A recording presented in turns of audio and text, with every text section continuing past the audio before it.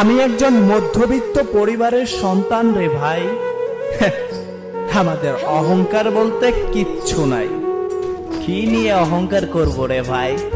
না আছে বাবার টাকা, না আছে ক্ষমতা। কিছুদিন পরই হয়তো চলে যাব টাকার জন্য দূরপ্রবাসে, হয়ে যাব রেমিটেন্স যোদ্ধা।